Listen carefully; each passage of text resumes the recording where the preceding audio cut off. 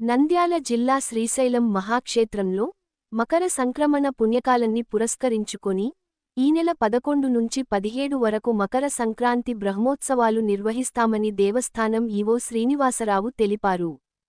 పంచాహ్నిక దీక్షతో 7 రోజుల పాటు జరిగే ఈ బ్రహ్మోత్సవాలు ఈ నెల 17న ముగుస్తాయని అన్నారు. ఆలయ సాంప్రదాయాన్ని అనుసరించి మల్లికార్జున స్వామికి ఏటా 2 సార్లు, అనగా సంక్రాంతికి, శివరాత్రికి దేవస్థానం బ్రహ్మోత్సవాలు నిర్వహిస్తున్నారు.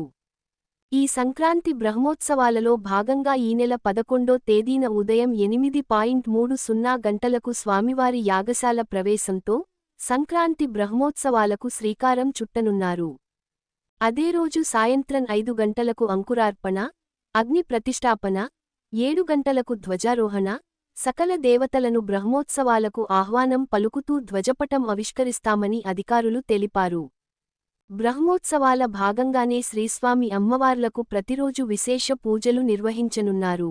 బ్రహ్మోత్సవాలు ప్రారంభమైన 2వ రోజు నుంచి, అనగా ఈ నెల 12 నుండి శ్రీస్వామి అమ్మవార్లకు ప్రతిరోజు సాయంత్రం విశేష పూజలు, వాహనసేవలు నిర్వహిస్తామని తెలిపారు.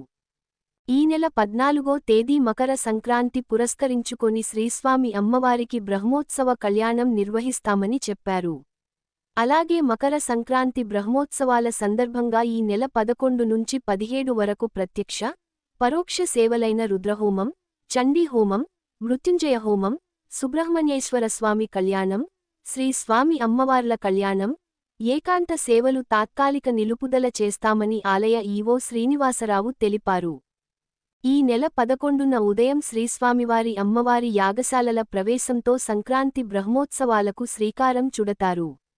11న అంకురార్పణ, ధ్వజారోహణ, 12న భృంగి వాహనం, 13న కైలాస వాహన సేవ, 14న మకర సంక్రాంతి నంది వాహనం, బ్రహ్మోత్సవ కళ్యాణం, 15న రావణ వాహన సేవ, 16న పూర్ణాహుతి, త్రిశూల స్నానం, సదాస్యం, నాగవల్లి, ధ్వజారోహణ, 17న అశ్వవాహన సేవ, పుష్పోత్సవం, శయనోత్సవంతో మకర సంక్రాంతి బ్రహ్మోత్సవాలు ముగుస్తాయి.